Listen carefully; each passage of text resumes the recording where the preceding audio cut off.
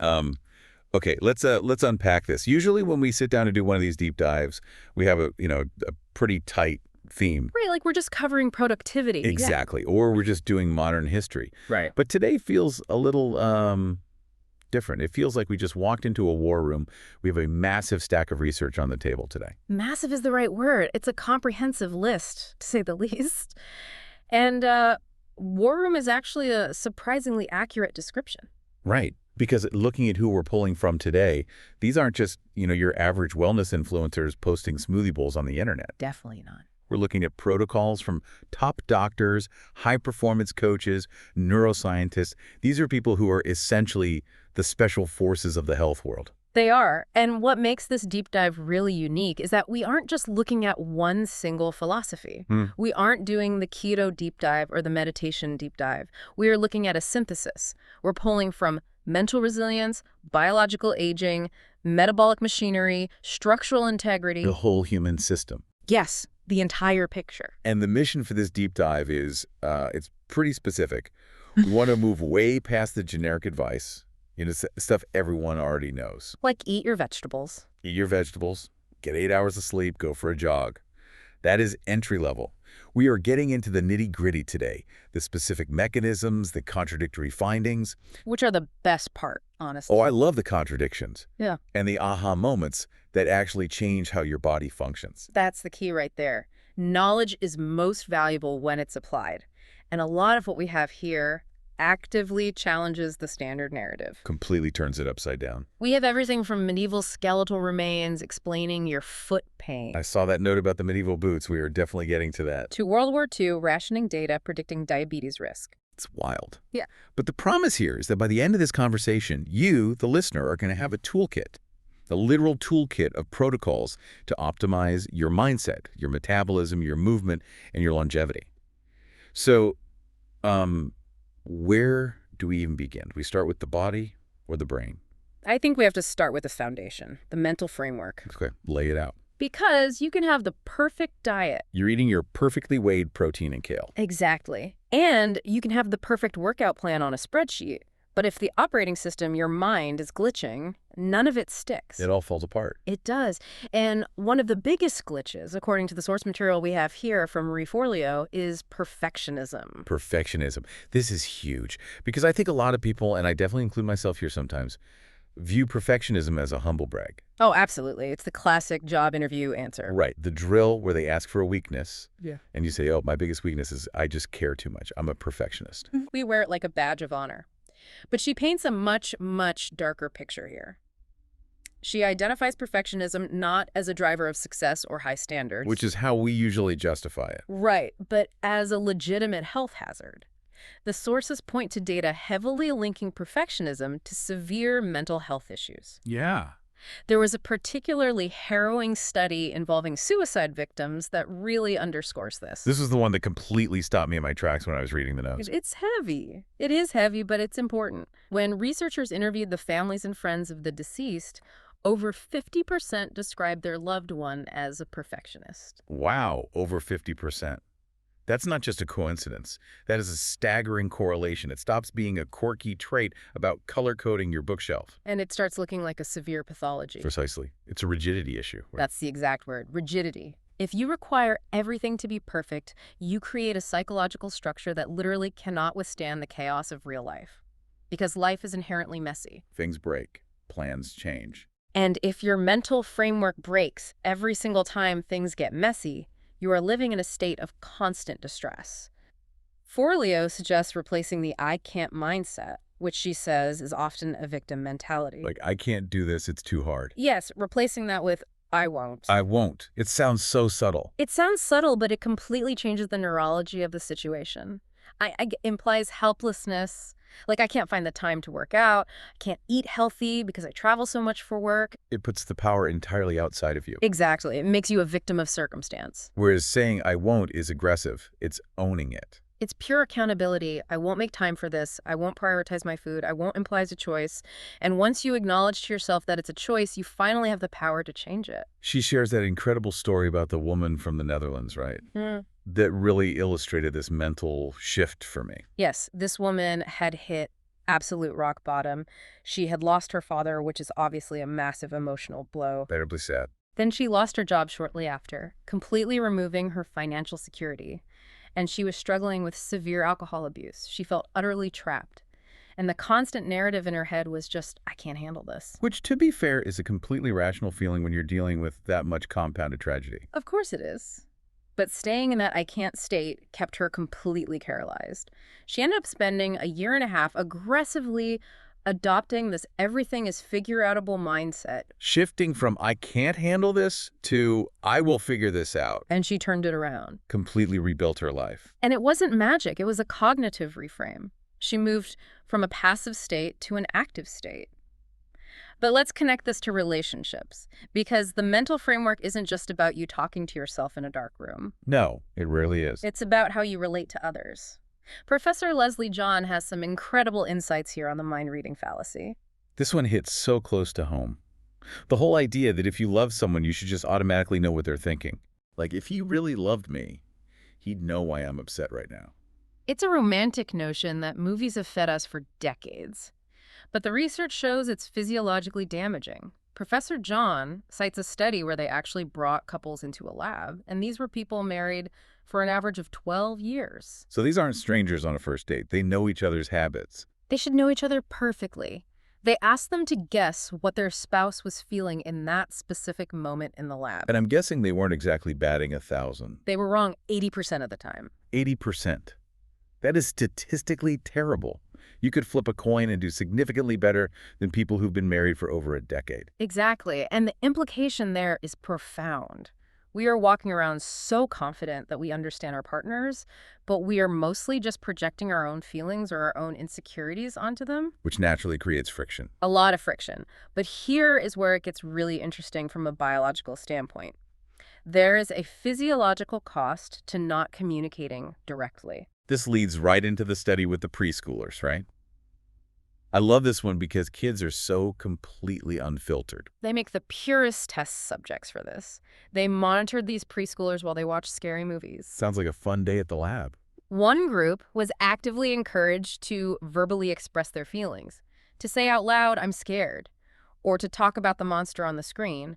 The other group was conditioned to bottle it up, to just sit quietly and watch. Okay. The researchers measured their physiological response, specifically focusing on their electrodermal activity. Sweaty palms. Precisely. Sweaty palms. It's a classic stress marker for sympathetic nervous system arousal. The fight or flight response kicking in. Yes. And the kids who bottled it up had a much more intense physiological stress response. Their bodies were absolutely screaming, even if they were sitting there totally silent. While the ones who talked it out were calmer physically. Significantly lower stress markers. So using your words isn't just nice social advice we give toddlers so they don't hit each other on the playground. It's an actual mechanism for regulating your nervous system. It is physiological regulation. Direct communication actively lowers the allostatic load on the body, that wear and tear. Oh. If you are expecting your partner to mind read, you are creating a high-stress internal environment for yourself. You are essentially the preschooler bottling it up. That flows perfectly into the next point from Morgan Housel. He looks at stress and status. He talks about the hideous sweater study. I love this one because it's so incredibly relatable. It's a very classic demonstration of what psychologists call the spotlight effect. We all walk around thinking everyone is constantly analyzing our every move. Our clothes, our car, what our hair looks like today. Everything.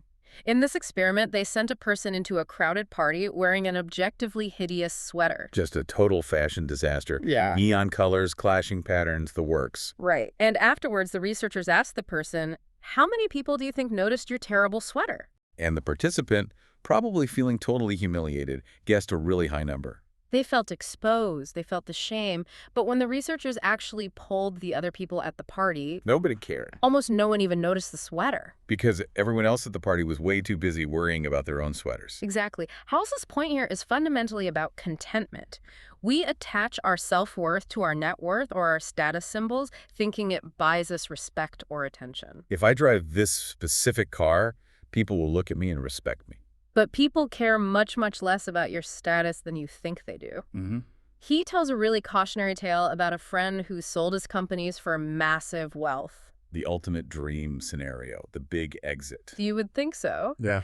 But this individual completely lost his purpose. He had all the money in the world, but he lost the struggle, the engagement with life. Yeah. Housel notes that he actually had to quadruple his antidepressant dosage after the massive sale. It's a stark reminder that removing all friction or scarcity from your life can actually destroy your mental health. He talks about introducing artificial scarcity, right? Like purposefully making luxuries occasional so they actually continue to feel good. Yes. If you drink expensive champagne every single day, it just becomes grape juice. You become completely desensitized to it. And you need contrast. You need contrast to feel contentment. You need to struggle a little bit to appreciate the rest. If you remove all the challenge, the brain starts to turn in on itself. So to recap the mental framework, we've got drop the perfectionism because it's an actual health hazard. Stop mind reading because it constantly stresses your nervous system. Yeah. And stop worrying about your status because nobody actually cares. And we also have to touch on fear here. Real visceral fear. Dr. Michael Gervais and Dan Harris weigh in heavily on this. Oh, right. Dan Harris. He's the news anchor who had the massive panic attack on live television. That's him. Millions of people watched him melt down on Good Morning America. And he has since become a huge advocate for meditation and what he calls psychological agility. What's his protocol? Because he had a severe panic disorder, specifically regarding claustrophobia and being on airplanes. Yes, he did something called unmedicated exposure therapy. Which sounds like absolute torture to me. It is intensely difficult. He would purposefully get on small commuter planes, tight, cramped spaces, specifically to trigger the panic attack so he could practice navigating through it. You have to be brave to do that. But his technique is fascinating. He uses third-person self-talk. Talking to himself as if he's a completely different person. Yes. Instead of thinking, I am scared, I am going to die, he would literally say to himself, Dan, you are not going to die. Dan, you are okay. Does that actually work, or does it just make you look a little crazy to the person sitting next to you on the plane? Well, you say it internally, ideally, but the research suggests it works incredibly well. When you use the word I, you are fully identified with the fear. I am scared. You become the emotion. But when you use your name... Right. Dan is scared. You create a bit of cognitive distance. It allows you to observe the fear rather than be the fear. It fosters self-compassion. Exactly. It's like talking to a friend. You wouldn't scream at a terrified friend you're going to die. You would reassure them. This little linguistic hack allows you to reassure yourself. Dr. Gervais used a very similar technique with Felix Baumgartner, right? The guy who did the free fall jump from space. Yes. Imagine the pressure on that guy. Baumgartner had severe claustrophobia inside that pressurized spacesuit. Which is a problem when you're going to the edge of space. A huge problem. He's 120,000 feet up. If he panics in that suit, he literally dies. Gervais had to help him fully extinguish that fear response on the ground so he could actually function up there. It just shows that the mind is highly trainable. You aren't permanently stuck with your phobias or your anxieties. And you have to realize that all of these mental states are biological inputs. They actively change your hormones, your stress markers, and ultimately your longevity, which is a perfect segue into the physical machinery. Let's shift gears and talk about metabolism. Metabolism. This is where we get right into the breakfast debate. And I feel like this is where listeners might get some whiplash because we have two top experts giving what looks like completely opposite advice. It definitely looks that way on the surface. We have Dr. Jason Fung in one corner and JJ Virgin in the other. So let's lay out Dr. Fung's argument first. He is famously the fasting guy. Right. Dr. Fung argues that we need to stop obsessing over counting calories and focus entirely on lowering insulin. His premise is that hormones dictate fat storage, not just this simple energy in, energy out equation. He fundamentally believes that eat less, move more advice has failed society because it ignores the main hormonal driver. He uses the example of medical interventions to prove this, which I found really compelling. It's a great example. He points out that if a doctor prescribes insulin to a diabetic or prednisone, which is a steroid, to a patient, that patient will gain weight. Doesn't matter how much willpower they have. Willpower is irrelevant. It doesn't matter if they only eat celery sticks. The hormones force the body to store fat. So his protocol is to lower your insulin. And how do you do that? Fasting. Yeah. And completely avoiding ultra-processed foods. So for him, breakfast is basically the enemy because it spikes your insulin right when you wake up. In a way, yes.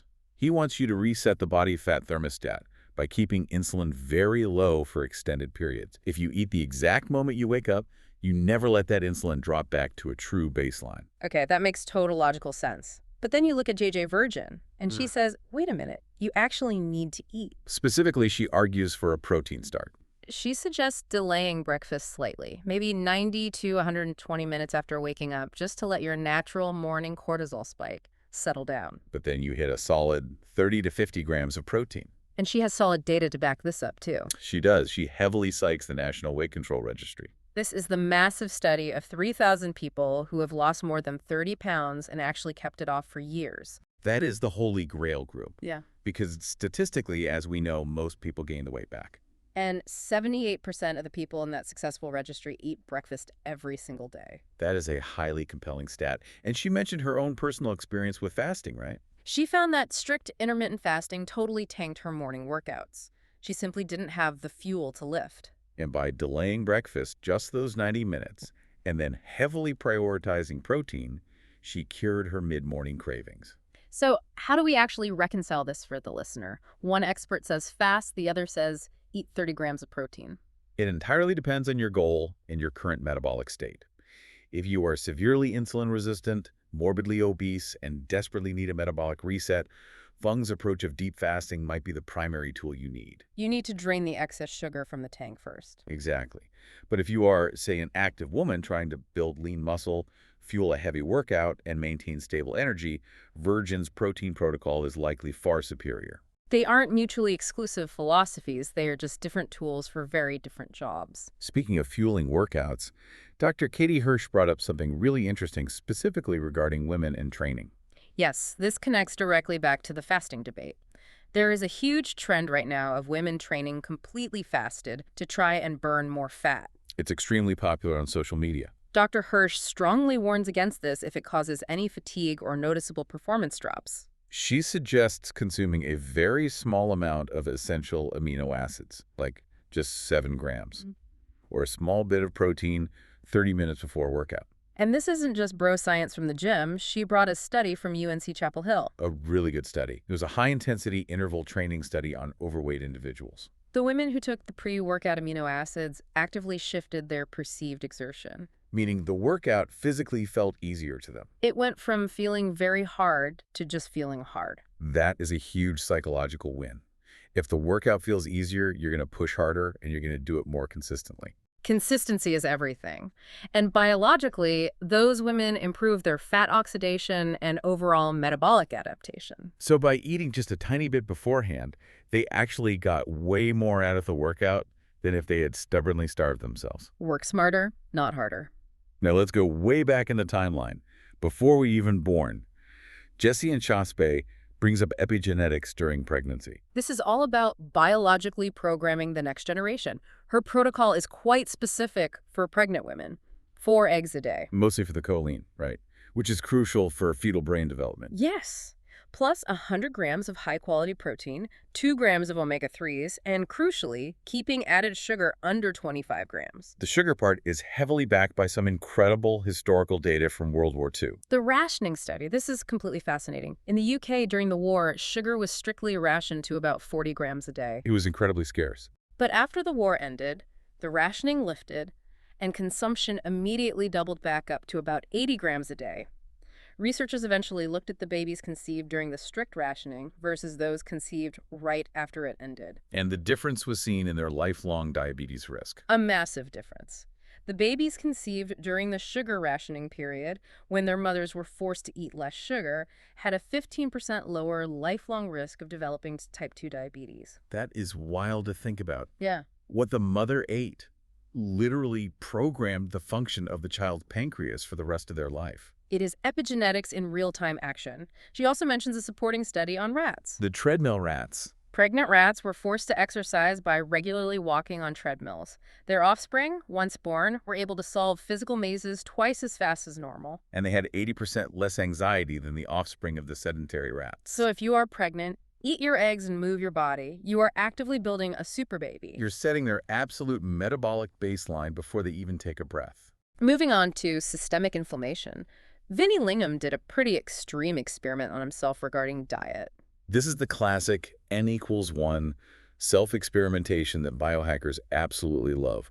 Lingham found that seed oils, vegetable oils, canola oils, soybean oil, They were a major, major trigger for his body. he tested this theory by eating fried chicken and grain-fed steak. And what happened to him? He developed intense neuropathy. Numbness in his arms. Yes, numbness and tingling. It was an acute inflammatory response just from the food. That is genuinely terrifying. From a single meal. For him, yes. He went and measured his HSCRP. High sensitivity C-reactive protein. That's the gold standard marker for tracking systemic inflammation in your blood. His level was at a 4.5, which is dangerously high. By cutting out all seed oils and switching to a strict animal-based elimination diet. Just beef, butter, and eggs, right? Exactly. He dropped that inflammation marker all the way down to a 1.7. So he basically went full carnivore just to identify his specific dietary triggers. It's an elimination protocol. You strip absolutely everything away, calm the immune system down, and then slowly see what happens as you introduce things back. For him, the seed oils were clearly the poison. Okay, so we've deeply covered the mind and the metabolic fuel. Now let's talk about the chassis. Structural integrity. Real-world movement. And we are kicking this section off with Michael Easter and his concept of rucking. Rucking is essentially simply walking with a weighted backpack. It's a fundamental military staple, but Easter argues it is the ultimate functional human exercise. Why does he say it's better than just going for a brisk walk or a run? Well, primarily it builds serious durability, but the source material highlights a very specific benefit regarding body composition. He cites the data from the Alaskan backcountry hunters. These guys are out there carrying incredibly heavy packs for 10 straight days in the wild. They ended up losing about 10 pounds on the trip. Which seems like typical exertion weight loss. But the clinical analysis showed it was 100% fat loss. They preserved all of their lean muscle mass. Usually when you lose weight that rapidly, your body burns away muscle too. Because muscle requires calories to maintain. Right. But the heavy load signal from the backpack told their bodies, keep the muscle. We desperately need it to carry this heavy thing. So the body was forced to burn fat for fuel instead. That is the magic combination everyone wants. Burn the fat, keep the muscle. Yeah. And he also talks about the cognitive side of this, right? The UK Resist study, this is completely fascinating. They looked at cab drivers and ambulance drivers operating in London. These are people who have to navigate an insanely complex city map entirely in their heads. They call it the knowledge. They found that this specific group of drivers had the lowest recorded rates of Alzheimer's disease. Because they are constantly actively using spatial navigation. Exactly. The brain is like a muscle in that way. Easter highly suggests rucking out in nature without relying on a GPS. Make your brain do the work. Use your brain to figure out where you are and how to get back. He calls it cognitive protective gear. I really love that concept. Purposefully get lost in the woods to save your brain.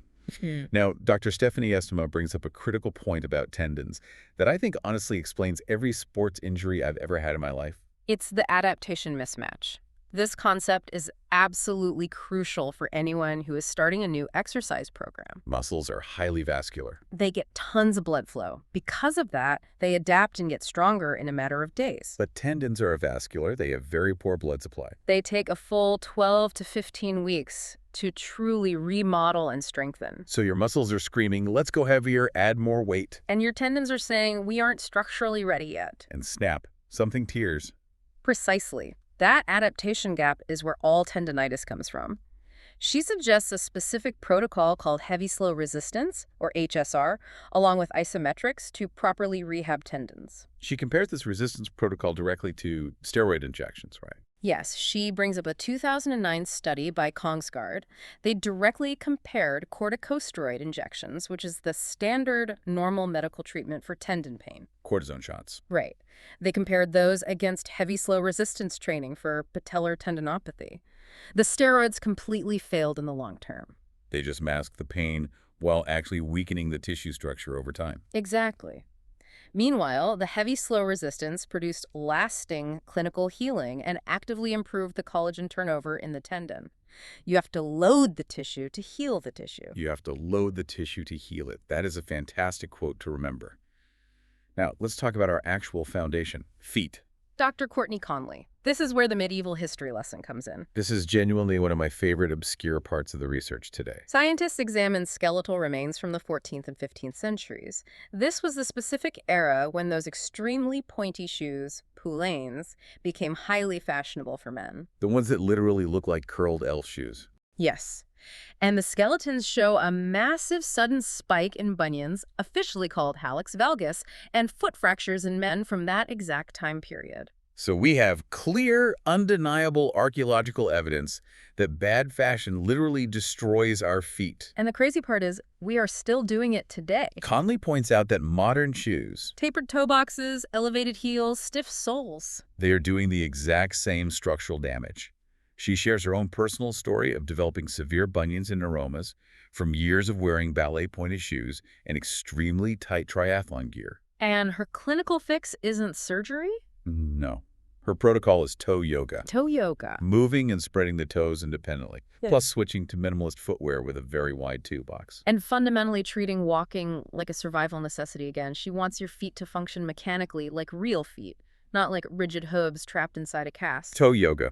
I'm definitely going to have to look up a video on how to do that. Yeah. Finally, in this structural section, let's look at Alicia Erickson on body recomposition. This completely challenges the long-held idea that you have to starve yourself to look better.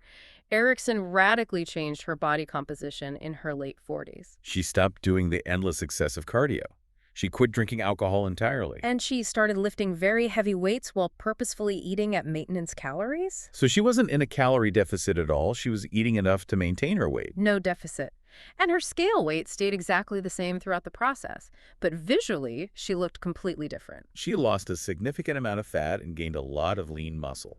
It is a total paradigm shift. We as a culture are so heavily obsessed with making the number on the scale go down. But body recomposition is about radically changing what actually makes up that number. It's the critical difference between being just skinny fat and actually being athletic and durable. Exactly. Okay, we have thoroughly covered the mind, the fuel, and the physical movement. Now we are entering the final frontier. Longevity. True biohacking. The high-tech stuff that keeps our cells young. And naturally, we have to start with light exposure. Sean Stevenson. This is essentially the put down your iPad at night talk. It is, but it's heavily backed by hard clinical data.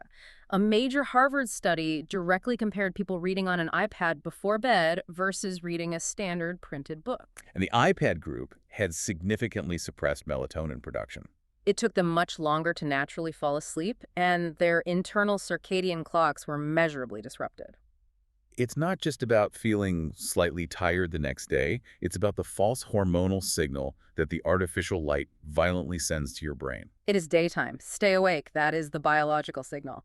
Stevenson's strict protocol is surprisingly simple, though. Completely block blue light at night. And critically, get 10 to 20 minutes of direct morning sun in your eyes to firmly anchor that circadian clock. Speaking of the aging process, Nicolina Lauk has some genuinely scary data regarding menopause. She calls it a biological cliff. The data really is startling. The GlycanAge UK twin study followed 2,000 women for 20 full years. They found that biological aging is not a smooth, linear process. It doesn't just slowly tick up 1 year at a time. During the menopause transition, specifically that tight 6-month window right around the final period, biological aging rapidly accelerated by up to 9 years. 9 years of biological aging packed into 6 months. It is a massive systemic inflammation spike. They call it inflammaging. The natural protective effect of estrogen completely vanishes. But the research points to a clear fix. HRT, hormone replacement therapy. In the study, the women who proactively went on HRT completely prevented this massive aging spike. They quite literally didn't age those extra 9 biological years. That is an incredibly compelling, data-driven argument for HRT. It's not just about managing uncomfortable hot flashes. No, it's about actively preserving your youth at a deep cellular level. Absolutely. Now, sticking closely with the theme of hormones and blood factors, Dr. Tony Wieskori brings us the sunlight paradox. This specific study blew my mind. The smoker study. A very large Swedish study. Researchers found that active smokers who got plenty of regular sunlight exposure actually lived longer than non-smokers who entirely avoided the sun. That completely defies everything we are taught about public health. Smoking is obviously bad. Overexposure to sun causes cancer. Right. How on earth can active smokers standing in the sun outlive healthy non-smokers hiding in the shade? It highlights just how unbelievably vital sunlight is to our core biology. It produces vitamin D, nitric oxide for blood pressure, and likely numerous other health factors we don't even fully understand yet. The massive systemic benefit of the sun literally outweighed the immense toxic risk of the smoking in that specific statistical comparison. Weiss Corey directly connects this phenomenon to blood factors. This is the really sci-fi vampire-sounding stuff. Parabiosis. In mice, yes. It- Scientists literally connected the circulatory systems of young mice and very old mice. And the young blood actively regenerated the old mouse's declining brain and withered muscles. It forcefully reactivated dormant stem cells. So the ultimate secret to youth is literally floating in the blood. And the best part is, rigorous exercise actively mimics this effect. Heavy exercise releases specific factors into your bloodstream that make your blood profile look a lot like that highly regenerative young blood. You don't need a creepy blood boy from Silicon Valley. You just need a heavy squat rack and some good sunshine. Let's quickly hit the advanced supplements. We have some highly specific molecules discussed here. What about glutathione? Dr. Nayan Patel. He strongly argues that standard oral glutathione is basically useless because your harsh stomach acid completely breaks it down before it can work. It has to be administered topically. He shares an amazing story about his 78-year-old father who was in rapid physical decline, severe diabetes, escalating heart issues. He put him on a strict topical glutathione regimen. And by age 89, the guy was vibrantly healthy and traveling the world completely alone. That is a remarkable turnaround for a decade of life. What about astaxanthin? Dave Watemol calls it the internal shield. It's an incredibly potent antioxidant derived from algae. The NIH Interventions Testing Program, which is widely considered the absolute gold standard for validating longevity studies. They showed that astaxanthin extended the total lifespan of male mice by a very solid 12%. 12% is highly significant in longevity terms. And in human trials, it aggressively drops oxidized LDL cholesterol and lowers high blood pressure. It physically protects the delicate cell membrane from damage. And TDCA. Dr. Ben Bickman highlights this one. It's a specific bile acid supplement. A major study showed that taking 1,750 milligrams of TDCA a day drastically improved insulin sensitivity by 30% in obese patients. That biological effect essentially mimics the powerful prescription drug metformin. It's an incredibly powerful metabolic aid. Now, this next topic is, it's a bit sensitive, but incredibly important. Reproductive health acting as a core vital sign. Dr. Michael Eisenberg focuses heavily on men here. He bluntly says that sperm quality is a biological crystal ball for male longevity. A massive Danish registry study tracking 80,000 men found that semen quality in your 30s accurately predicts when you will eventually die. Lower quality literally equals an earlier death. Yes. Men with significantly lower sperm quality consistently died 3 to 4 years earlier than their peers. It acts as a highly sensitive proxy for overall systemic health. If the reproductive factory isn't working properly, the rest of the body is very likely under hidden stress. And for women, Dr. Amy Horniman aggressively goes after synthetic birth control. She warns that the pill creates functional hypothyroidism.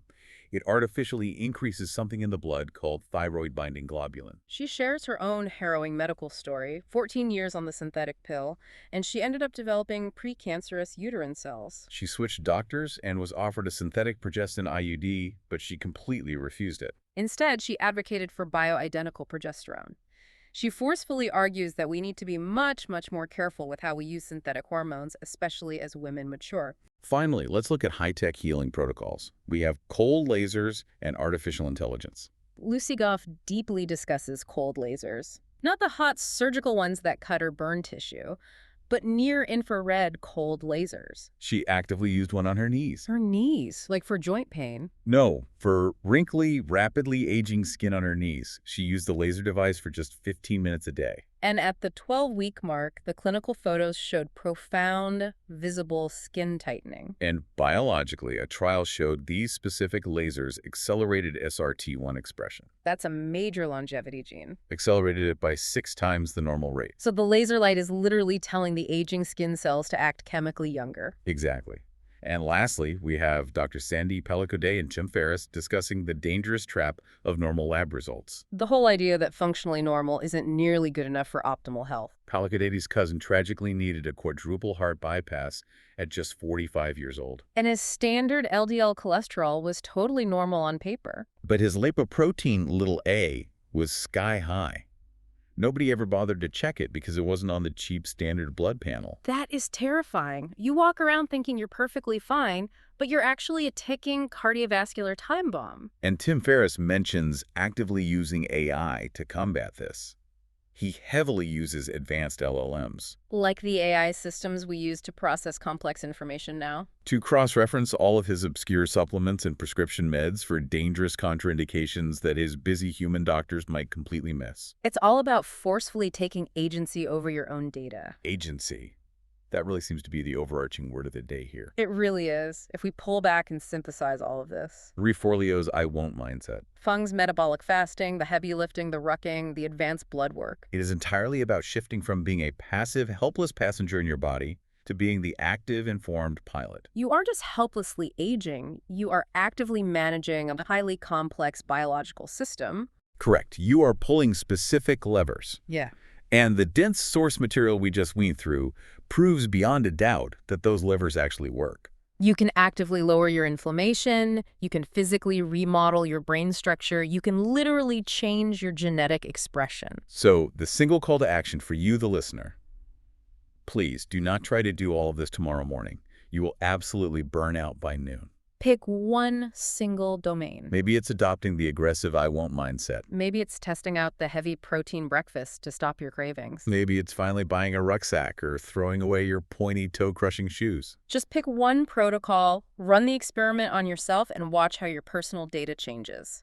I am honestly still stuck on those pointy medieval shoes. It really makes me wonder, what are our modern medieval boots? What are we blindly doing today that people in 500 years will dig up and just say, look at their deformed skeletons. What on earth were they thinking? It is highly likely to be text neck. Oh, absolutely. The cervical spines of our current generation will probably look horrific to future archaeologists because we spent 40 years of our lives just staring straight down at our phones.